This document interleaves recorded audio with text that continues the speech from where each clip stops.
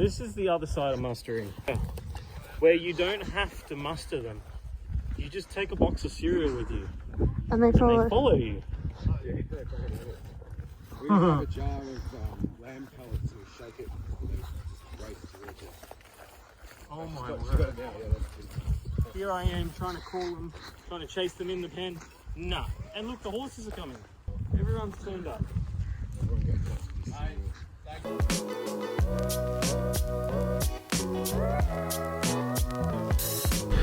We, over the holidays, got ourselves a present.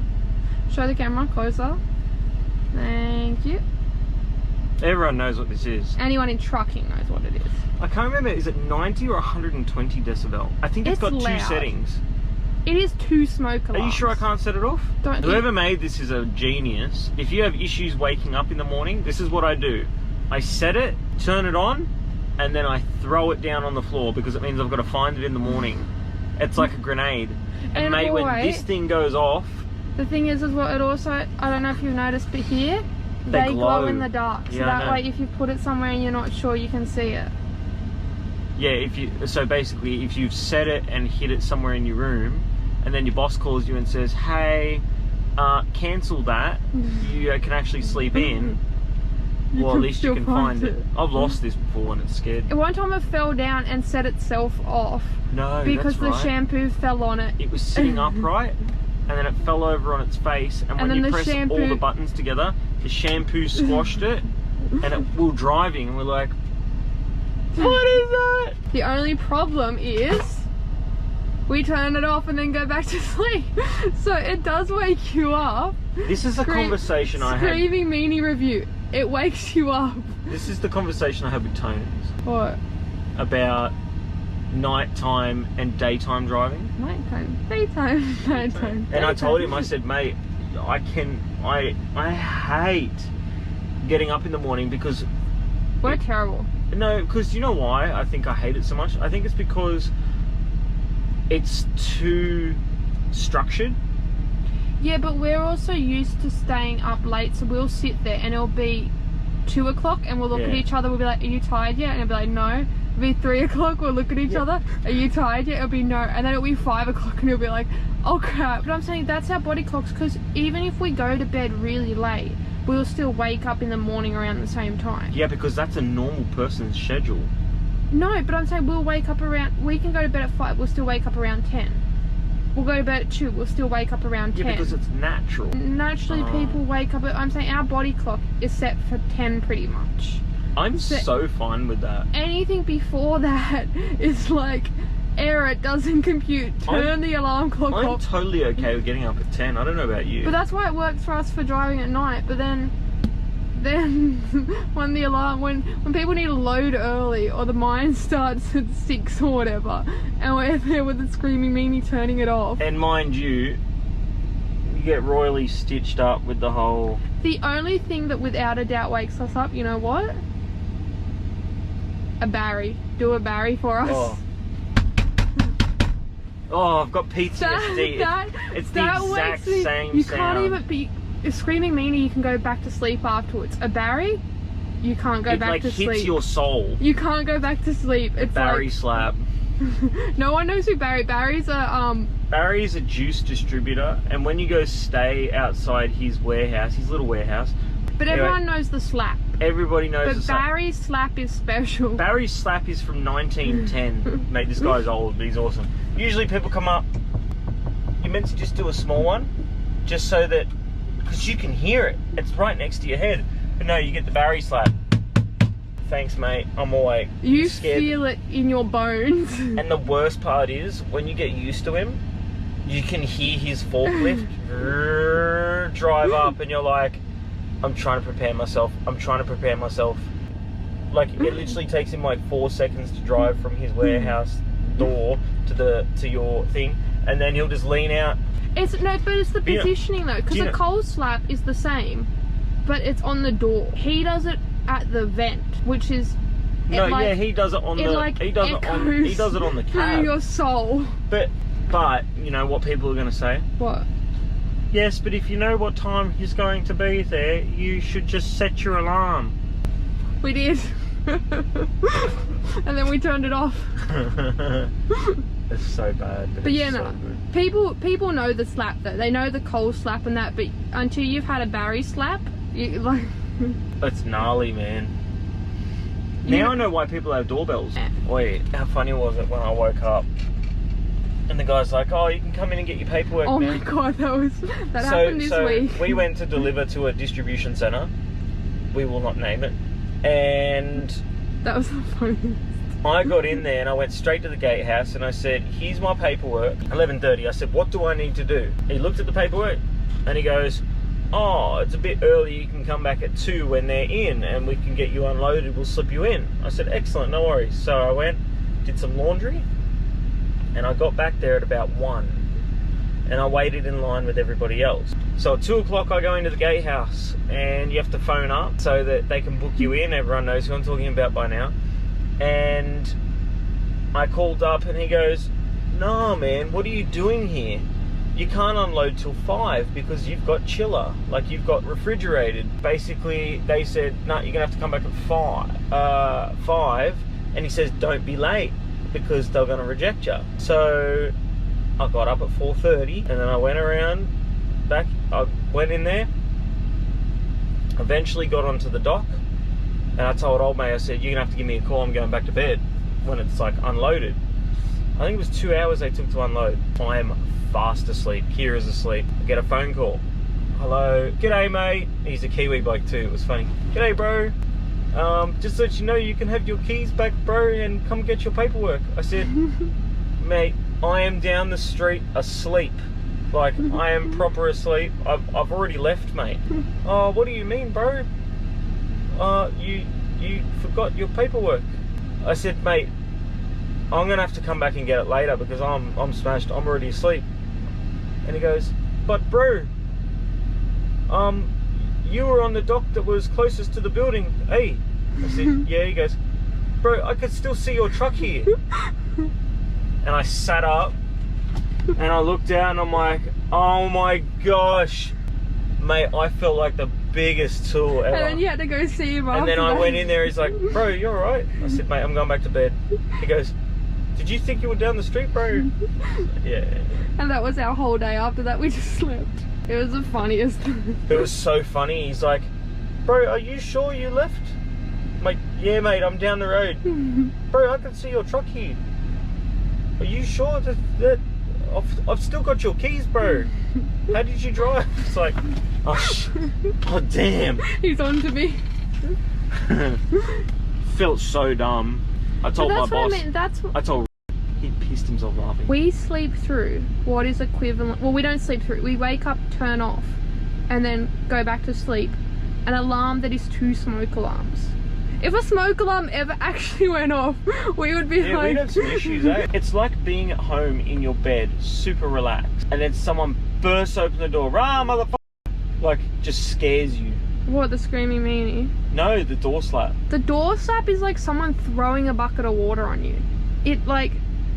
It hurt. Like, it's just even just talking about it's nasty. It does. It's effective though. I know. I thought about putting a doorbell, but then if I then turned around and said, "Oh yeah, I've installed a doorbell for people to, you know, let me know when they're ready for the load," do you know what every prick's gonna do? Do the doorbell. They're gonna be like, "Oh, it's Jake and Kira's truck." Boom, boom, boom, boom. Boom, boom, boom, boom. It's gonna be like Westminster chiming up in here. That's our video on door slap etiquette. People have a weird obsession with our hat collection. We have a weird obsession with our hat collection. First, show the one you're wearing. We went back to our old truck. Look at these hats. And you haven't seen these hats for a while, have you? We got our old hats out. I got this one. We're changing around because obviously we had our hat walk. We're changing some. Oh, we have a lot of hats. Is that all the hats? And then there's those. There's some already in the storage unit, but so these ones are going in the storage unit. So we got dirty Caterpillar one, dirty Western Star, dirty Kenworth, clean Kenworth but a double up, dirty Cat one, dirty Cat one, the double up. I like this Cat one. Double up on Yeah, Lawrence. we have double up on Lawrence, so that's our backup one in the storage unit. This one I just never wear very much. These are going, we have to always keep them with us in case we see Charlton, so they're going under the bed. We have Caterpillar, Lawrence, RMs, Knights, Cat one, that's the one we always used to wear. Tones, different Cat one. That one you wore a bit. That one's my one, your one, your one. That one you like that has the lid back. You know, one day, the reason we're keeping them all is because one day we're going to have a waltz of just hats. Now it's not just, the only thing is if we take these hats off, there's nowhere to hang them. We're just out here and looking for new trucks. It's got the Jake and Kira characteristics. We're just at, what is it, Jung Heinrich. Just recording. We're waiting to load this. It won't go up. So we're just waiting. Waiting for the world to change. We're literally just camped out, watching all the trucks.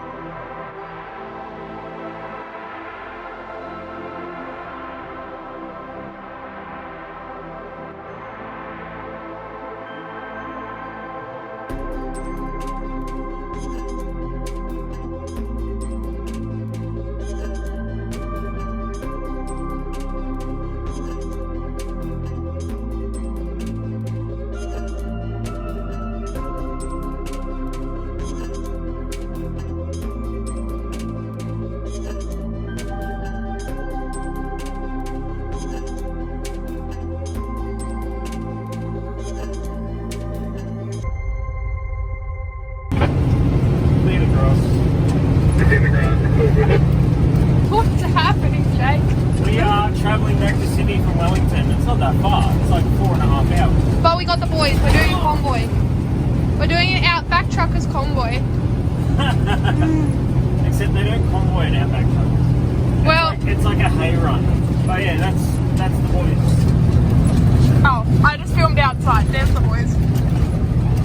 Everyone's been asking for a video. Sorry we haven't been around. We are in a new truck for anyone that hasn't noticed. This is not a Western Star. And yeah.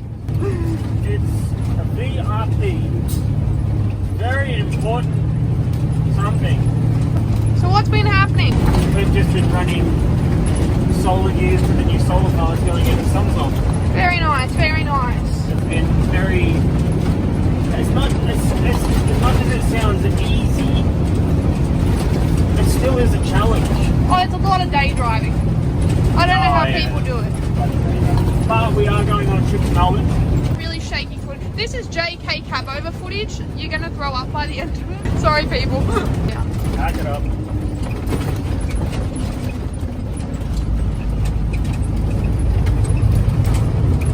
Have a look at our dirty windscreen. Yeah, we haven't washed it in a couple of weeks. Man, this truck is so dirty. There was no point washing it though when we kept going out to the solar farm, because the solar farm is like literal dirt. This truck has been working flat out. Yeah, there's... Hi boys. Hi boys. Why am I in front? I'm the smallest. What happened to the honesty?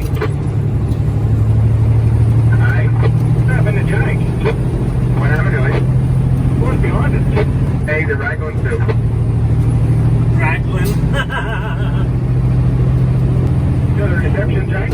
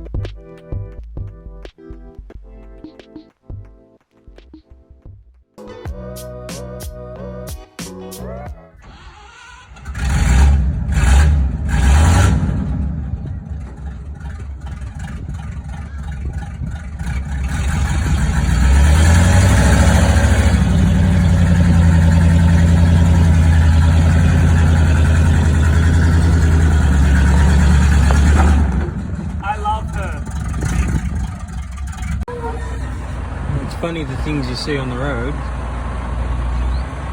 Where is he? Hello, mate.